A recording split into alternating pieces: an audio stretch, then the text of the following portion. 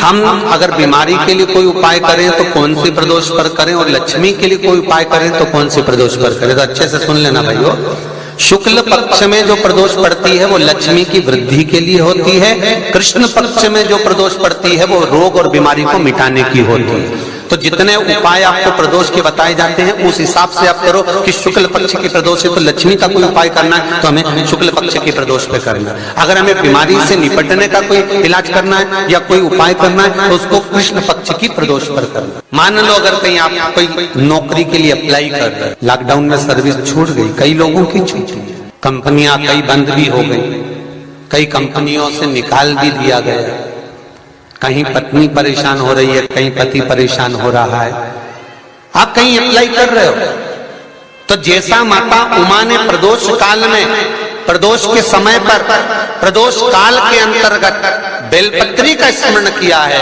वो बेलपत्र का स्मरण अगर संसार का मनुष्य कर लेता है तो महाराज ब्रह्मवृत्ता पुराण कहती है कि उस जीव का ऐसा कोई कार्य नहीं जो सफल नहीं हो। मेरा निवेदन रहेगा, किसी एग्जाम में आप बैठ रहे हो, इंटरव्यू के लिए जा रहे हो, किसी कार्य के लिए जा रहे हो, नौकरी नहीं लग रही, सर्विस नहीं लग रही, तो महाराज तांबे के कलश में 11 बेलपत्र को रखा जाए और तांबे के कलश में 11 बेलपत्र रखकर उसमें 11 सफेद पुष्प को डाला जाए, लाल चंदन घिसकर कटोरी में लेकर जाइए। प्रदोष के दिन, शुक्ल पक्ष का जो प्रदोष पड़ जाए उसके दिन शंकर के शिवलिंग पर लाल चंदन लपेटने से पहले शंकर की जो जलाधार, महाराज ये शिवलिंग है, ये शिवलिंग है और ये पूरी गोल और ये चरण, ये जलाधार, ठीक है। आपको पहले भी कहा है शंकर जी की पूरी जलाधारी में शंकर जी का संपूर्ण परिवार है। राइट जो चरण है जहां से पानी नीचे गिरता है वो गणेश जी का स्थान है, लेफ्ट कार्तिकेय जी का स्थान है, बीच में जो मोटी सी लाइन है वो अशोक सुंदरी का स्थान है। जहां पर शिवलिंग रखा हुआ है ये माता जगतजननी जगदम्बा का हस्त कमल है। शंकर भगवान को माँ अपने हस्त कमल पर रखी हुई है। ऊपर से जो बूंद बूंद पानी जलाधारी से नीचे गिर रहा है ये शंकर भगवान की 5 लड़कियां हैं, जया, विषहरा, सामरीबारी, दोतली और देव। ये ऊपर से बूंद बूंद जल क्रीड़ा शंकर जी के साथ में करती हैं। शंकर भगवान का संपूर्ण परिवार जलाधारी में विराजमान है। शिव महापुराण कहती है, माता उमा का चरित्र कहता है, कोई एग्जाम में बैठ रहे हो, कोई कंपटीशन एग्जाम में बैठ रहे हो और चाहते हो कि मेरी नौकरी इसमें लगना ही चाहिए तो लाल चंदन का लेपन आपको इस पूरी जलाधारी पर करना है, लाल चंदन का पूरी जलाधारी पर करना। और महाराज जी जिस कलश में आपने घर से 11 बेलपत्र और 11 सफेद पुष्प जल के अंदर डालकर लाए हो उसको आप चढ़ाएंगे तो इस तरह से चढ़ाएंगे कि उसका भाग हमें दिखे चढ़ते समय, ऐसे नहीं चढ़ाना, उसको चढ़ाते समय इस तरह से चढ़ाएं कि वो जल का भाग हमारी ओर गिरता हुआ। महाराज जब आप वो समर्पित कर दें बेलपत्र पुष्प आदि सभी चीजें, उस चंदन का एक थोड़ा सा भाग पूरी जलाधारी पर हाथ फेर कर अपने दरवाजे पर आते आते उसका स्पर्श कर दें। जिस दरवाजे से आप एग्जाम देने के लिए जाओगे, जिस घर से आप जाओगे अपने घर के किसी भी दरवाजे पर उसका हाथ लगा दें या कोई स्थान को छू लें। जिसको आप दरवाजे को खोलकर दरवाजे को स्पर्श कर कर या दीवार को छूकर या अलमारी को छूकर जिसको भी छूकर आप जाओगे उसका स्पर्श कर लेना।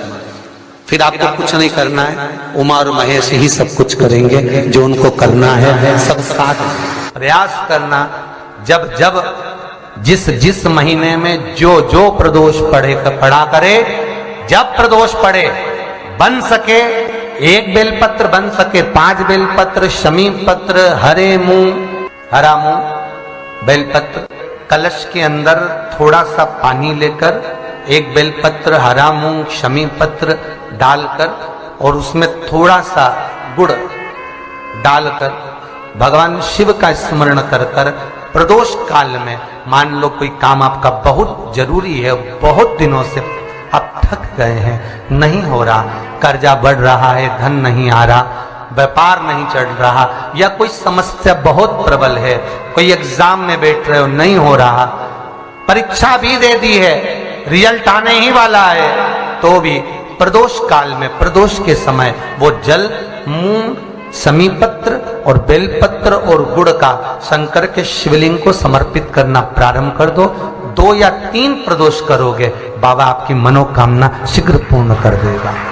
2 या 3 करो। तो प्रदोष व्रत का नियम जो आप ले रहे हैं, प्रदोष व्रत को जो आप श्रवण कर रहे हैं, उसको जरा ध्यान से सुनिएगा। सबसे पहले स्नान ब्रह्म मुहूर्त का, सुबह का, उसके बाद में फिर आसन पर बैठकर भगवान की भक्ति को धारण करना, शंकर का अनुमोदन करना, शिव भक्ति में डूबे रहना, शंकर का स्मरण करना, शंकर के नाम का स्मरण करते रहना।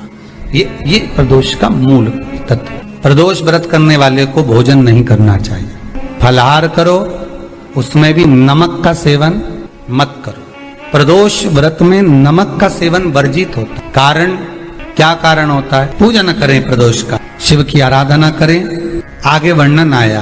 प्रदोष व्रत करने वाले को प्रदोष के दिन प्रयास करना चाहिए कि रात्रि के समय पर आधा घंटा, 10 मिनट, 20 मिनट जागरण करे। जागरण मतलब थोड़ा भगवान का भजन कर लो। भले 4-5 माताएं इकट्ठी नहीं हो तो अपन अकेले ही कर लो। अपन अकेले कम है क्या भाई? अपन कम पड़े, आराधना अकेले भी करो, जागरण करो। जब आपकी 11 प्रदोष हो जाए, 26 प्रदोष हो जाए, तब उद्यापन करो।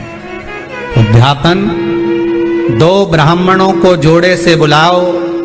ब्राह्मणों को जोड़े से बुलाकर उनके चरणों की पूजन कर कर, आराधना कर कर, सुंदर मंडप तैयार कर कर भगवान का, उसमें सुंदर रंगोली डालकर, मंडल बनवाकर पूजन करो शंकर भगवान की प्रदोष का। एक दिन पहले गणेश की आराधना करो, पूजन करो, और प्रदोष वाले दिन जो मंडल बनाए हैं पूजन अर्चना करने के लिए, जो स्थान दिया है, उसकी आराधना। खीर की आहुतियां दीजिए 108 बार। जो ब्राह्मण आए उनके माध्यम से मंत्रों द्वारा पूजन कराकर खीर की आहुतियां दीजिए शिव नाम महाराज।